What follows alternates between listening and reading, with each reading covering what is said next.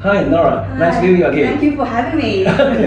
Okay, congratulations that you just got your, PR, the Subclass 189, which is a skilled migrant visa. Yeah. And we have the honor to process your visa. But I understand that you go through a kind of long history and and also experience some hiccups in the journey. Yeah. So can you share with us when did you study in Australia? It's in Melbourne, right? Yes, in And Melbourne. then you worked there for 1 year, and then you returned to Hong Kong for work. Yeah. So can you describe us the journey? Yeah, it's a long journey for me.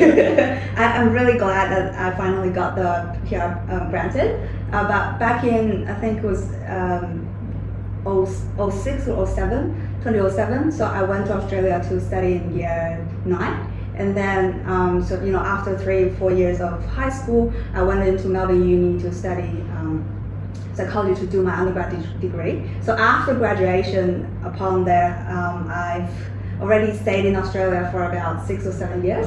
So I've realized that a lot of, in my most important formative years that I've spent in Australia, so it formed me how I see the world, how I value things, and all that structure in my mind. So I think it was a good time for me to, think about how do I stay in Australia, and that's where I started to, involve in getting to know the process of immigration.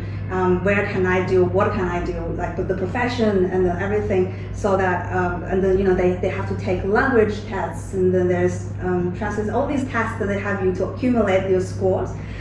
So I've done all of that hard work, and at the point of submitting all my application, I went to find a local agent, and to be honest, that wasn't the best experience I've ever experienced.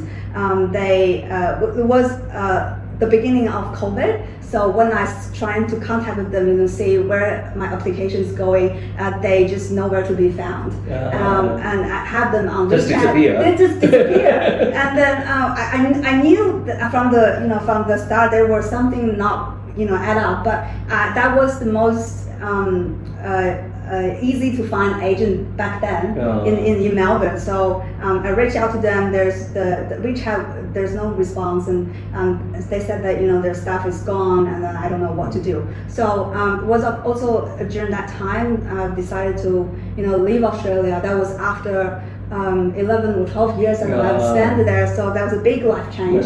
I came back to China, to Hong Kong, and to life has to continue. So to work, but then I encountered Zhanghu migration on social media, and it's a great ad, I have to say. So I got in touch with you, I think with the whole team.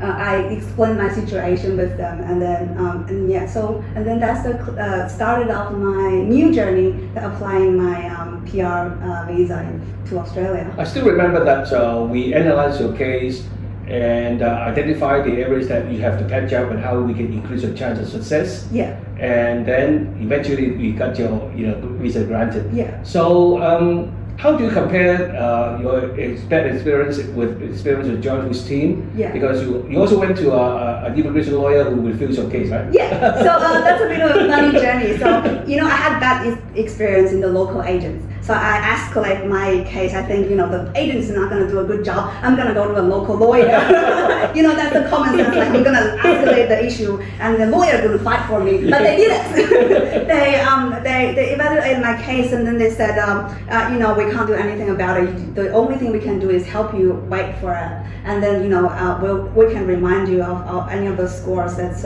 expiring. Like for example, the language is expiring in 2 months. You need to take another one. I was like, I don't need your advice. I know that. and then so that didn't give me any good luck or any professional advice.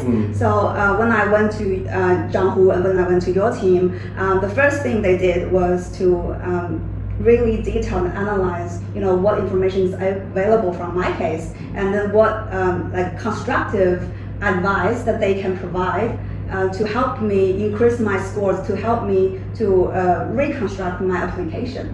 and then to give me professional, advice for me to enrich my application. These are the things that I've never experienced with the local in Australia with the local agents or even with the local lawyer. Okay. That was also a turning point for me to decide to go with you guys. Okay.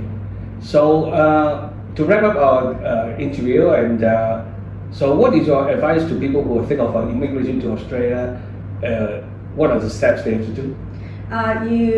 First of all, it's a great country. It's a great opportunity. It's a great lifestyle. If you think clearly of that's your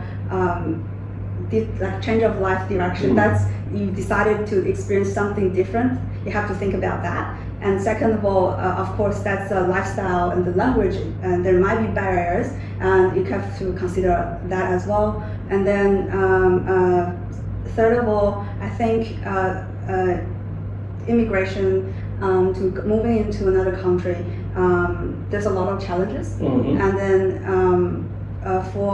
in terms of migration, there's a lot of different part of